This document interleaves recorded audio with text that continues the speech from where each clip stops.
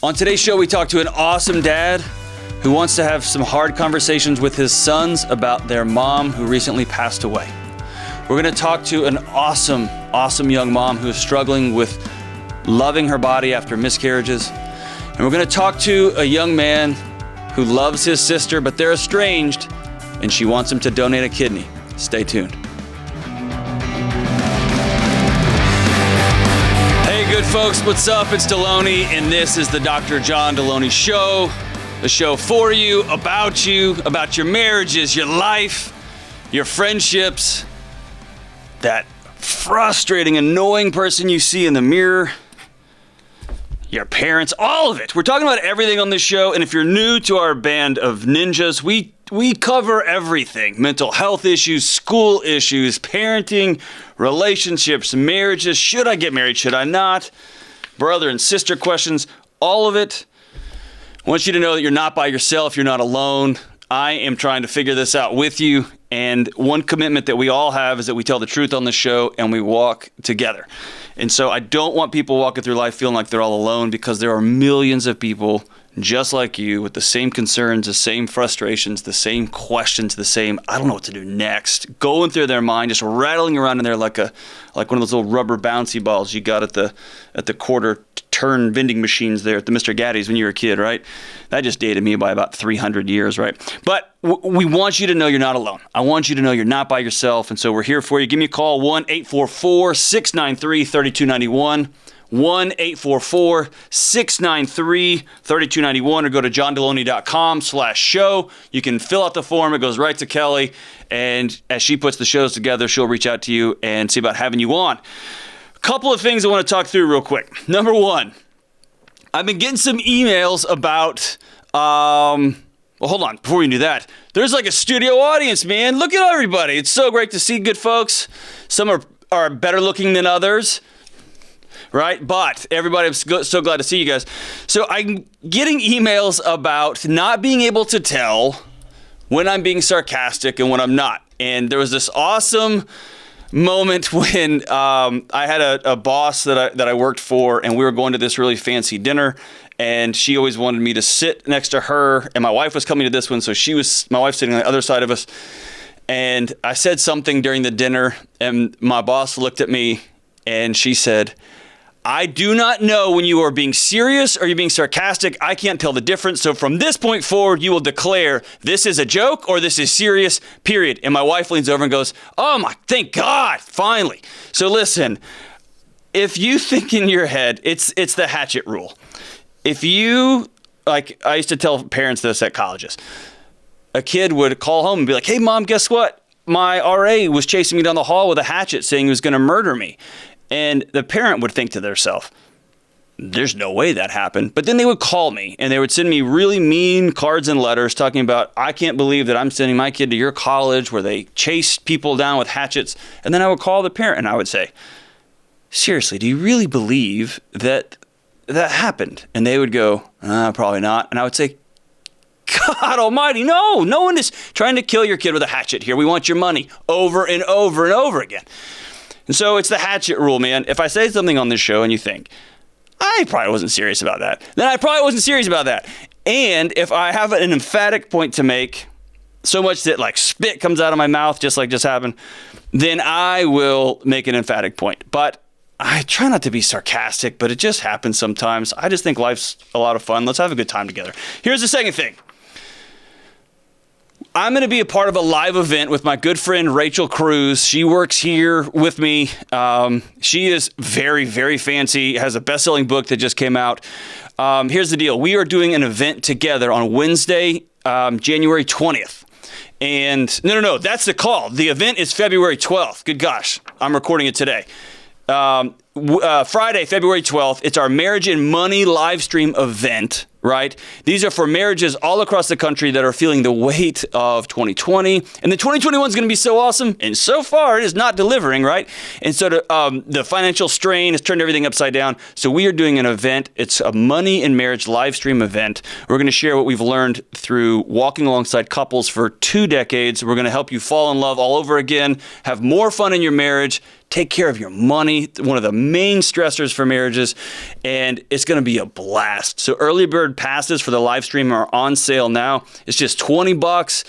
They won't last long, so head over to daveramsey.com/events to buy your ticket.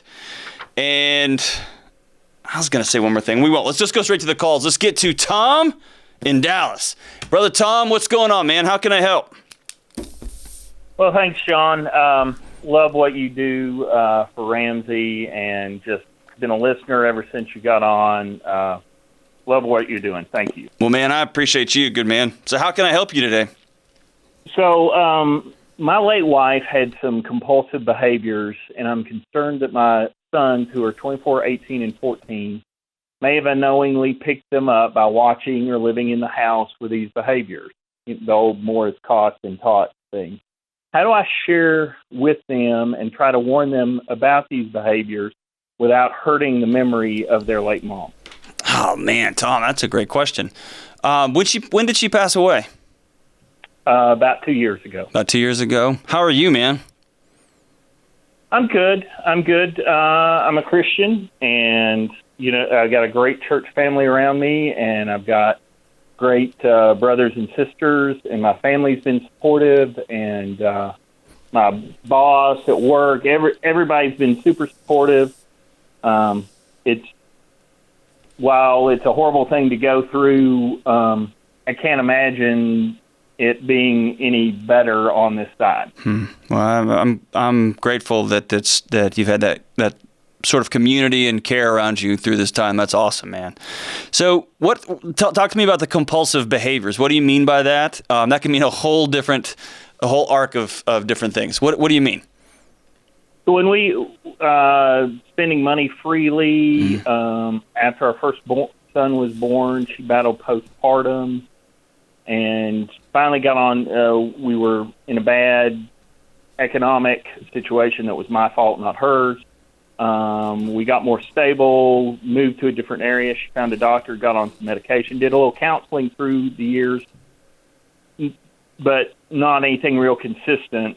About 11 years before she died, she fell on a concrete floor and blew her back out. At that point, she started having to take heavy pain meds for that. Okay. She had basically 11 different surgeries, most of which were unrelated to the back, over her last 10 or 12 years of her life. So what behaviors are your kids or your sons, like, what are they exhibiting that makes you concerned that they pick some stuff up? Or are you just trying to be proactive?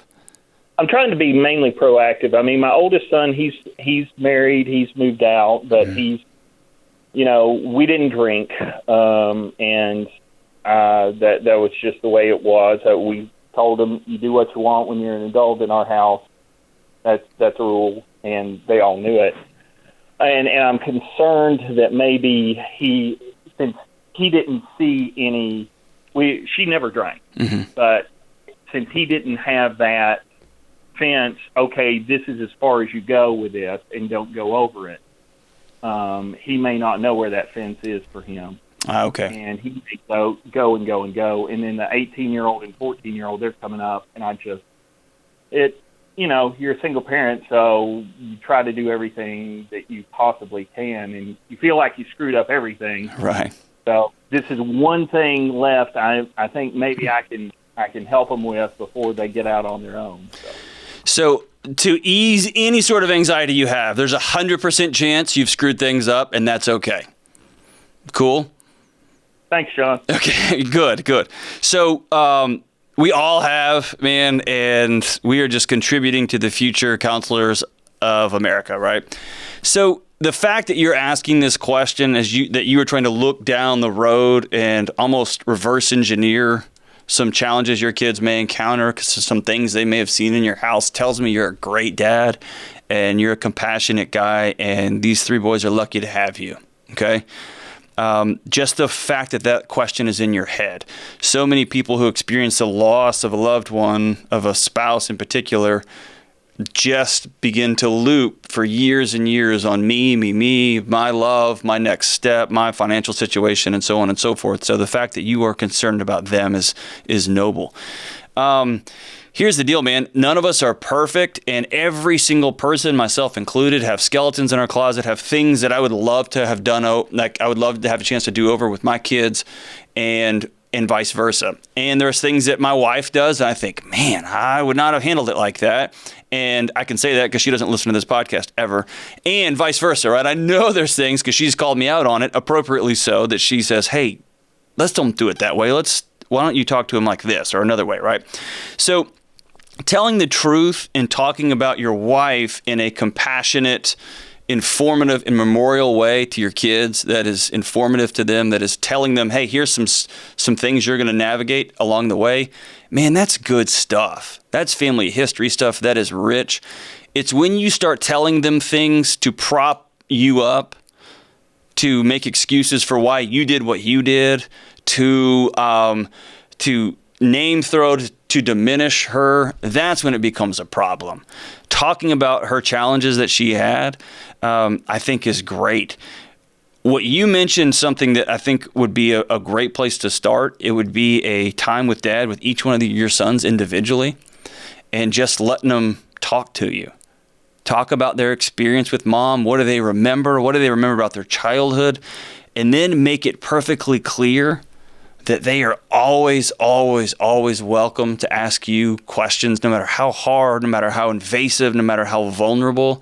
And you may want to bring a couple of things to the table to commit to them and let them know, hey, here's a couple of things I wish I could have done differently. Hey, we didn't ever have alcohol in the house. And just so you know, 7's too much, right? Just 9 beers is a lot. 17 beers, you're going to want to dial it back right? Whatever you feel like you need to talk to them about, lead with vulnerability there. Give them a chance to ask questions. And here's what you want to do. Your 14-year-old isn't going to be able to verbalize all of the stuff that you're thinking about right now. And if he starts exhibiting behaviors and you say, well, your mom, he's not going to be able to absorb that. What you want to do is to create such a safe and welcoming and vulnerable relationship with him that when he does start to ask questions, he comes to you first. And again, I keep saying the same thing. Only way a dad does that is by going first.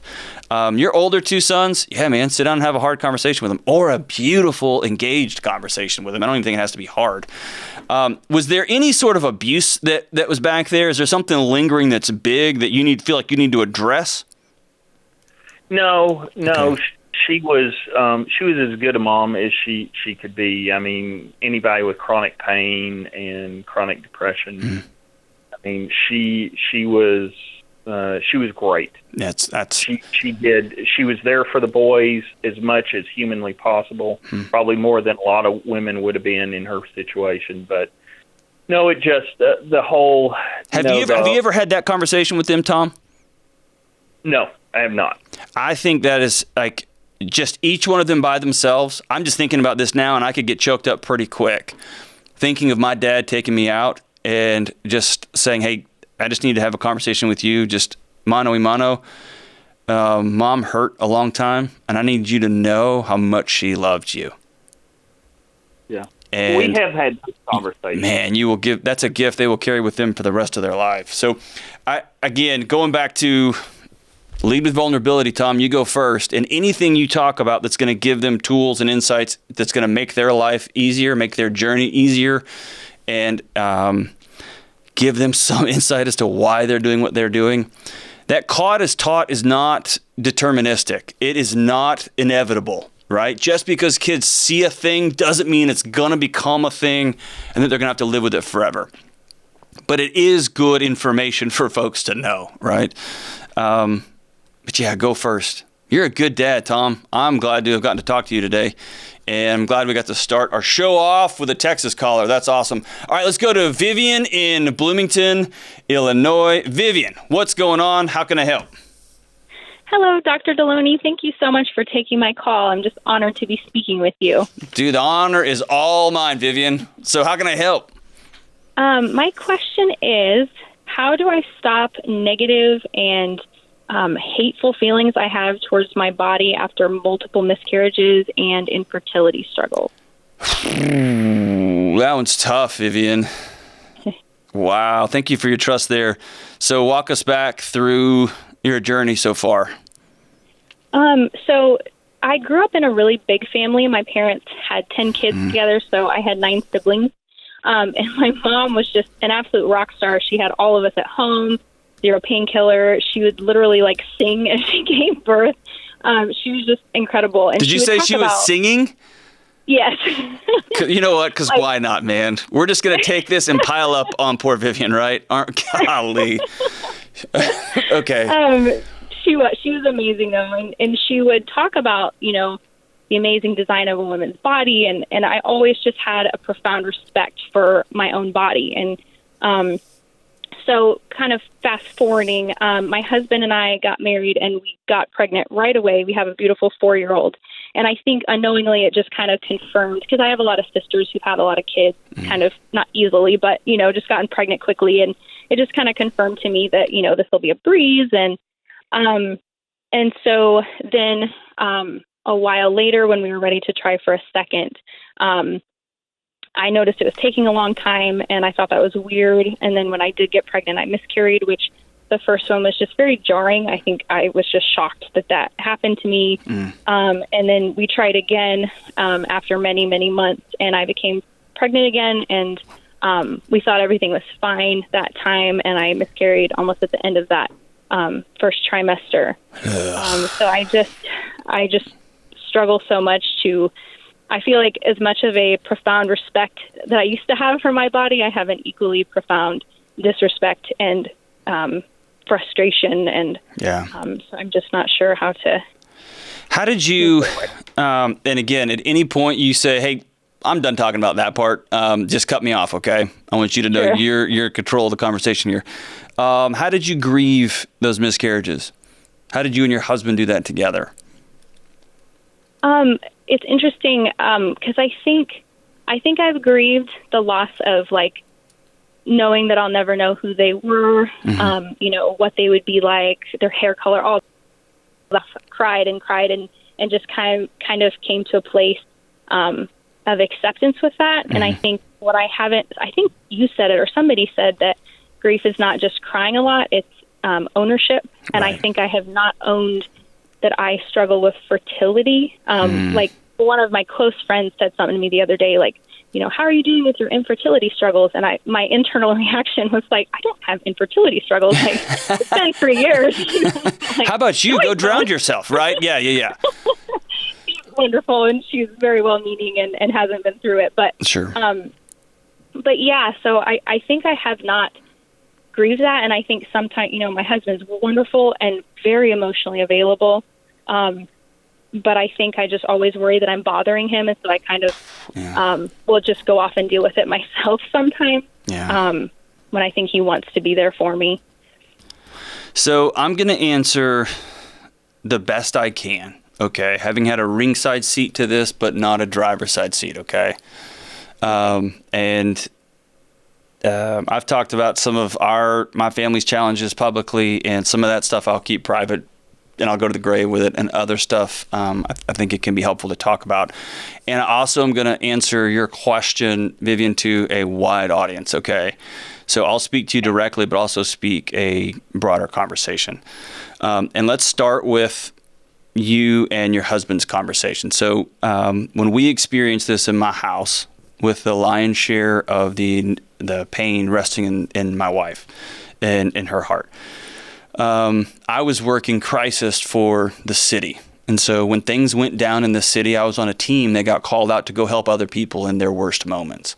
I was also the dean of students at a university, and I helped students in their worst moments. And I was working on a second PhD in counseling and a partridge in a pear tree. Long story short, if it was going down, chances are they were going to call Delony to come in and help. And then we had a series of challenges like this in my own home, and I handled it terribly. I had a lot of information. I had a lot of, what you should be doing. and I missed it completely. And I'll never forget going to a counseling conference, and I walked into the room, and one of the sessions was counseling women who've had miscarriages, infertility challenges. And as shameful as this is, I'm saying it out loud, the thought in my head was, oh, I know how to do that. Because I've experienced that. I know how to do that. And then shame on top of shame on top of shame. This is like an embarrassing moment for me, like a heartbreaking moment for me that I was just arrogant. But I actually thought I could probably help in the presentation. So I'll be one of those people in the audience that helps out the presenter. And during the presentation, the presenter proceeded to say, hey, we all know this. And she said it so flippantly, I'll never forget it. There's like 7 things you never, ever say to a woman who's experienced this. And by the time she got to 5 and 6 and 7, Vivian, not only had I said all 7 of those things, but I had expounded on them. I was like running my mouth about them in our house with this sense of arrogance. And it was one of the most humbling, humiliating, shameful moments in my life because I was just wrong. There was one person on planet Earth that I swore to be there for, and it was my wife, and I wasn't because I was so arrogant, and I was just trying to get there with information, and I wasn't with. And it was when we had some hard conversations that where she really felt free to open up that I realized, oh my God Almighty, I missed it a lot. And so what I would challenge you before you do anything else is to find some safe time with your husband and let him know what's going on in your heart. It will create a division and a break in your relationship that will take years to repair. And so honor him with that and challenge him with that, but start connecting with him there, okay? And so then here's the back out, right? I've heard, and again, since that moment, it was a humbling moment. You've probably heard me say a million times on this show, and I'll keep saying it, telling guys to shut their stupid mouths and to connect with people and don't over-analyze and don't over-inform people. A lot of that starts from that moment with me, right? So I've heard these things throughout time. I've been having periods since I was 12, and when it's go time, now you decide to not work. I've heard that. I've heard throughout history, women have been recognized, and this is thousands of years, right, as basically a tool for other people, for men to carry on legacy, for men to have their babies grow, to be fed, and on and on. It's this idea that women are always apologizing for how their body looks, how it works, is it working well, is it not working well, and it's exhausting. I've heard women describe how the pain in trying to explain to grandparents and in-laws and their own parents and their husbands, I want to give you grandkids. I'm sorry that we can't do this. We had this plan and it's not working out. I had one buddy of mine tell me about just walking down that hallway and looking in that empty room, that there was plans for that empty room. And I've heard heavy, heavy things. The most profound view that has stuck with me that I'll pass along to you, Vivian, is this idea of being betrayed by my own body. And it sounds like you're familiar with that one. Does that one ring true with you? Yes, very much so. Like, man, you were raised with an awesome... Well, your mom's not fair, number one. That's like your dad being Michael Jordan and you going out for the high school team, right? But, you know, this idea that the way it was framed, the way it was told to me, and I loved it, was it's like your husband cheated on you and you don't get the chance to leave, and there's nothing you don't get to talk about working it out, and he doesn't get to change his behavior because it just is. So you have this betrayal and it rests inside of you, and there's not a lot you can do about it except going to the next day and the next day and the next day. Does that sound right? Yes. So yeah. Give us an example of when you have a dark morning, a dark evening, what's the self-talk there? Like if I ask for, because I do a lot, my husband works a lot more than I do. I work from home and part-time. So I take care of a lot of the household stuff as I feel it should be. And if I ask for anything, like any kind of help with our daughter, sometimes I'll like step in and do it myself because I'll be like, you know, thinking about my sister that has 5 kids and like how pathetic that I would need help with our one, or just things like that. Like I'm not allowed to be tired, or, you know, this age, she's 4, so lots of questions. And sometimes I'm like, I'm just tired, you know, and then I'll be like, wow, how are you tired? You have 1 child. That's pathetic, you know, and just anything. Yeah. Just that kind of thing.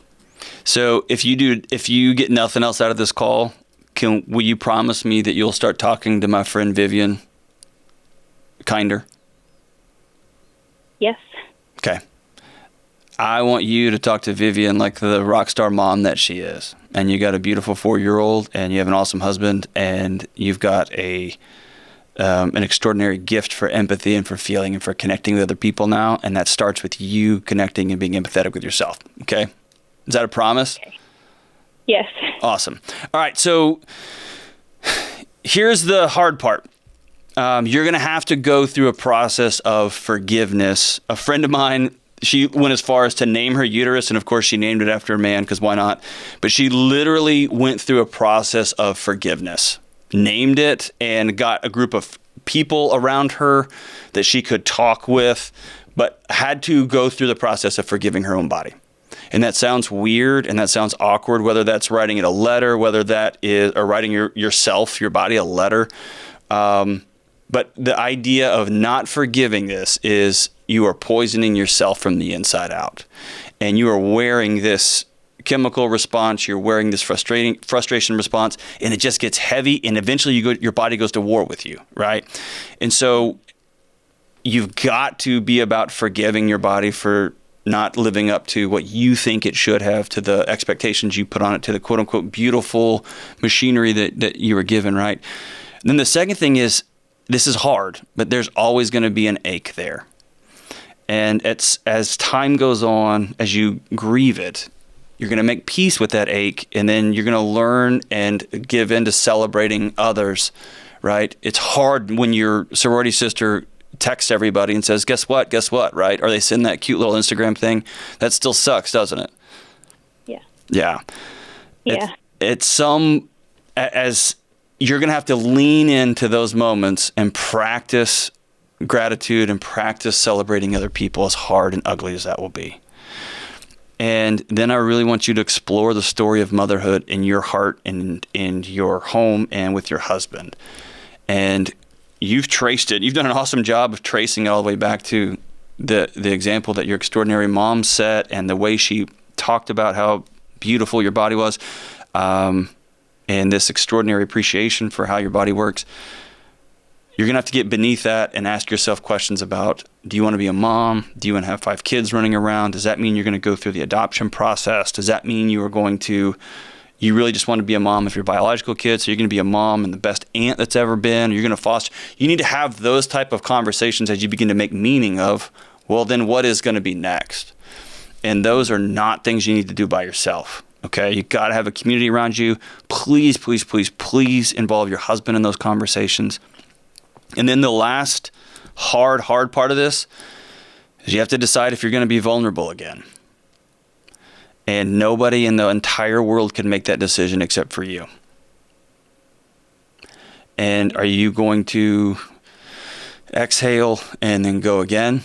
Or are you going to say, I'm done with the hurt and we are blessed with the child that we've got, and then we're going to start exploring what family means for us down the road? I'm confident you've already had those thoughts. Where are you leaning on the vulnerability? Do you mean like as far as trying again, or like talking with my husband? I do think we want to in the future. I think some of this is probably coming up too because we're not trying currently because we have a move possibly coming up, and I just feel like my daughter's getting older and there's not a sibling, and so that's been kind of sad. But I do think we do want to try in the future, but just maybe not right now. Awesome. And you're telling yourself a lot of stories about how your kids are feeling and how your daughter's absorbing this and how your husband's going to respond. Don't get in the head of other people and begin trying to solve problems for them that they haven't communicated to you, okay? You've got enough to carry, and it's hard, and your heart and soul is so good that you want to care for everybody around you, and in the process, you're going to end up drowning yourself. You're going to end up carrying so much weight that it brings you down. And those stories that you're telling about your daughter, man, your daughter's going to be awesome. Whether she has a biological sibling, 10 biological siblings, or if it's just the 3 of y'all and y'all ride or die together. She's got an awesome mom and a great dad. She's going to be a great cousin. You're going to be a great aunt. All of those things work together, but it starts with you having a moment or a season of forgiveness for the body that's betrayed you. And then it begins a reframing for how's this body going to support me moving forward? And then what's family going to look like in our home? Vivian, it sucks. I hate that this is happening to you. And I know that there are millions and millions of women in the country who are experiencing, and all over the world experiencing, exactly what you're going through. And there's millions of husbands sitting next to wives just like this going, I'm hurting too, and I don't know how to hurt. I don't know what to say. I don't know how to say it. And so start there with your husband. Have that conversation. And then y'all can lean into the forgiveness process. And let me know how those conversations go, and we will be thinking about you. All right, let's ride one more. Let's go to Adrian in Anchorage, Alaska. Adrian, what's going on? How's it going, Dr. D? Thanks for taking my call. All right, brother. Thanks for calling, man. So is it, I'm going to take a wild guess, cold? No, it's warm today, 35 degrees. Listen, man, if it was 35 in Nashville, the city would shut down. Everyone just quits. It's warm today. It's August, baby. It's 35. All right, man. That sounds awful to me. Anyway, go ahead, Adrian. What's going on? How can I help? Well, I have a sister who was diagnosed with diabetes when she was 2 years old, and now she's 31, has 2 kids, is in kidney failure. Wow. We're the same blood type, and basically I go back and forth on whether or not I want to go through with the process of trying to give her one of my kidneys. Oh, man. Okay. So you've been confirmed that you can be a donor, huh? So walk me through your thought process. Well, at a young age, my family was told, she was told that she couldn't have kids. She shouldn't have kids. It would significantly impact her life expectancy, and it could be problematic for the children as well. And 2 kids later, I mean, that's exactly where we are. I'm just struggle with it because she's somebody who hasn't really taken care of herself the best that she could. And my concerns are, if I do this, is it something that she's going to be willing to do for the rest of her life? Is actually take care of herself and do the things that's going to be necessary for the rest of her life in order to maximize what's going on, as long as the impacts that it has on my life.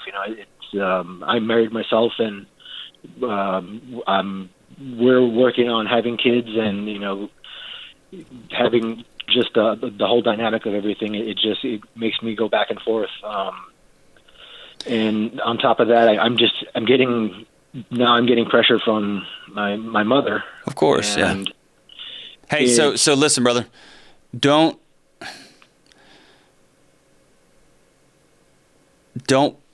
punish your sister. Don't use your sister's behavior to weigh in on your decision here. And I know that might sound counterintuitive,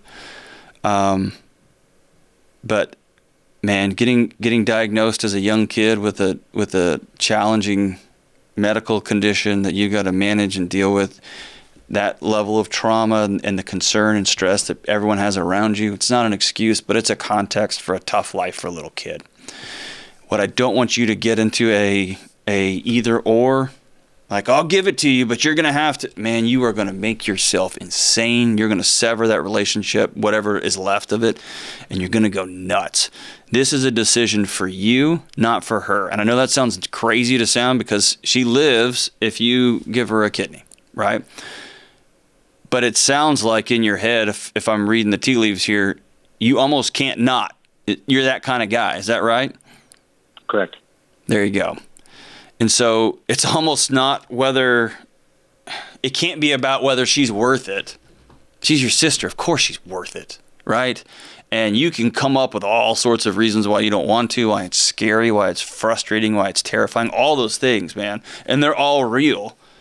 But the question is, like, if you can step up and help right now, are you going to or are you not going to?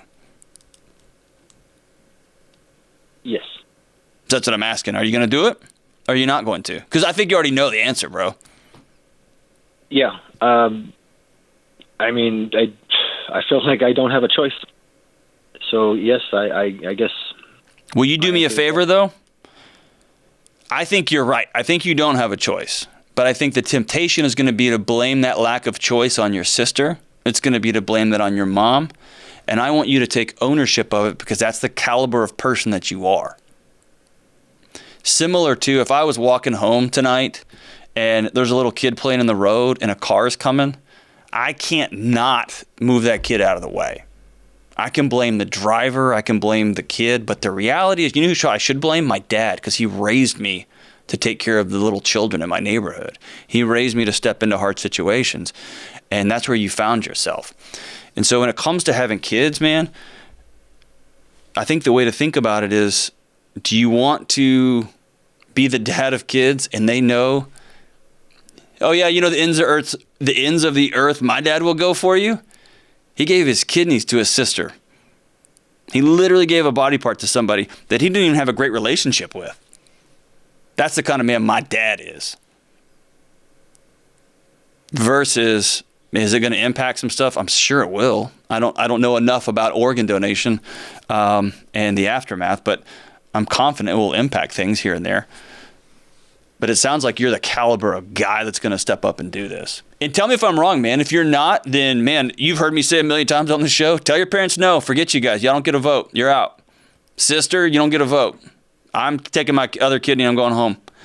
You're free to do that, man. It's your body. But I hear that character hesitation in your heart because I think you know what you're going to do. Am I right? Sure, yeah. So what's your hesitancy? Just, I mean, unfortunately, it's financial. You know, it requires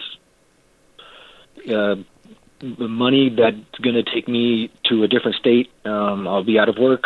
You know, I just in the past year, I you know, just with the craziness, I've been laid off twice. We're just now getting into a position where we're starting to climb out of a big hole with that. And it's just, I mean, as much as I don't want to admit, you know, money is part of my decision because I have a wife that's relying on me. I have responsibilities, and it's all being taken into consideration. Hey, it should, okay? It absolutely should be taken into consideration. And don't feel bad about putting the nuts and bolts on this thing. It's cool to be all courageous and, yeah, here I come to save the day. But, man, you're exactly right. There's a financial toll to pay. You're going to be out of work. You may have just picked up a third job. You're in a tough economy in Anchorage right now, right? And that's when you may have to swallow some pride and get on the phone and call some folks to help you out. And that may be asking your mom and dad to help out, or if you've got other brothers and sisters to help out. And there may be nobody there, man. There may be nobody to answer that call. And I don't want to make it sound like it's going to be easy. I'm trying to put myself in your situation right now. I have an older sister too, and if she hollered at me and said, hey, I need a kidney, you know what I would be? I would know I was going to do it. But you know what I would be? Scared to death. I'd be scared to death that it didn't work. I'd be scared that I only got one left. I'd be scared that I've got two little kids that I want to make sure I can run around with. And I want you to know it's okay to be scared to death, that you're going to undergo a pretty serious surgery to remove part of your body, right? It's not a minor thing. And you're going to do it out of character. You're going to do it out of the deepest love there is for other people. Have you talked to your sister? How does that conversation go, man? We haven't spoken in years. So let's start there. Will you start there, Adrian? Will you call your sister today and just tell her, hey, I love you, and I heard you're hurting, and tell me what's going on? Yeah. Because I think that's the place to start, is connect your heart back to your sisters. And she may tell you, screw you, Adrian, I don't want your stupid body part. And maybe you're all the way off the hook, dude. Probably not. But I want you to go first. Having character is hard, man. Doing the right thing is so hard. And oh man, love comes with so much risk and so much pain and so much what if, man. And then here we are. And then you have a sister you haven't talked to in years. But I have a feeling, man, if someone that you worked with, you'd be that guy that stepped up. And if it was your brother-in-law, you'd step up. And if it was somebody at your church, you'd step up. I just think you're that guy, man. And if you're not, hear me say, it's your body. You feel free to do what you want to do. But I don't want you to backtrack and say, well, I'm not going to because in the past she fill in the blank. Or my mom is really making me. No, man. The heat of this decision rests in your heart and in your character. Do this because you got to. Do this because it's the right thing to do. Do it because it's hard, and you're that kind of guy. Do it because when you have 2 or 3 or 4 knuckleheaded little kids running around, your sister's going to be back in your life, and she's going to tell them, you know what your daddy did for me? And that's the kind of man he is. Man, that's a story you tell your kids, right? That leads me to this. I've got, here's this. Is that right? Yeah, this is it. So you've heard me talk a lot about this, and usually I talk about it again, making jokes about it, about, hey, it's hard to have hard conversations, and it's hard to make wills. It's hard because everyone's faced with hard conversations and everybody passes away. And I was thinking over the weekend, I got to stop making jokes about that sometimes. It's hard, right? I come from a family, we talk about death all the time and passing. That's not normal. It's probably not even healthy. But life is full of hard conversations and these really harsh realities. And if we're loving our family, we're going to talk about hard things like, hey, man, I would love to help out here. We haven't talked in years. We've been estranged from one another. You don't take care of yourself. Help me help you, right? That's a hard conversation. Hey, Mom, I know you love your daughter, and I love her too, and I'm working on it, but how about you back off a little bit? Hey, honey, I love you, and we have 3 little kids, but one day we're going to pass away, and we got to have a will. We've got to do this stuff because it's going to happen. That's all under this umbrella of how to have hard conversations. If you will text legacy to 33789, that's legacy to 33789. We're going to talk. It's just it's something here that the Ramsey folks created about how to have hard conversations, how to talk about making a will, how to talk about these hard conversations that you and your wife need to have. And if you're not even married yet, how you and your future partner can have these conversations. But man, we've just done it 3 times on this show. Hard conversation after hard conversation after hard conversation. That's the life that we live in. And the better we can get at having those hard conversations and being honest with one another, not that easier life's going to be, but man, it just begins to pull away these bricks of weight so we can handle these things with light feet on a firm foundation. So, Adrian, man, we'll be thinking about you. Here's the deal, Adrian. I'm asking you. I'm not going to beg. I got close just then. I want to know how this conversation goes with your sister, and I want to know what you decide. Shoot me an email back, and I'm going to read it out over the show, or we may call you back because I'd love to know how that conversation goes and what you ultimately decide. All right, so as we wrap up today's show, again, I want to say thank you to the audience. Y'all are awesome. Zach, James, Kelly. We're going to make a hard transition here because I only got one song, and probably wouldn't have been the song I chose for this show, but here we go. Anyway, we're gonna flip the switch. I texted some buddies, my old buddies, Chris and Caleb, and I said, Caleb, I need a song. And he said, there's just one choice. It's 1983. I don't even know if he was alive then. I think he was. 1983 record. Can't Slow Down was the name of the record. It is the one and only Lionel Richie singing his classic that got booties a-shaking all over the globe. It's called All Night Long, and he sings, well, my friends, the time has come to raise the roof and have some fun. We're done raising the roof, by the way, but old Lionel can. Throw away the work to be done. Let the music play on, play on, play on. Everybody sing, everybody dance. Lose yourself in a wild romance. We're going to party. Caramoo, fiesta forever. Come on and sing along. People dancing all in the street. See the rhythm all in their feet. Life is good, wild and sweet. Let the music play on, play on, play on. all night long. All night. Ooh, all night. All night long here on the Dr. John Delony Show.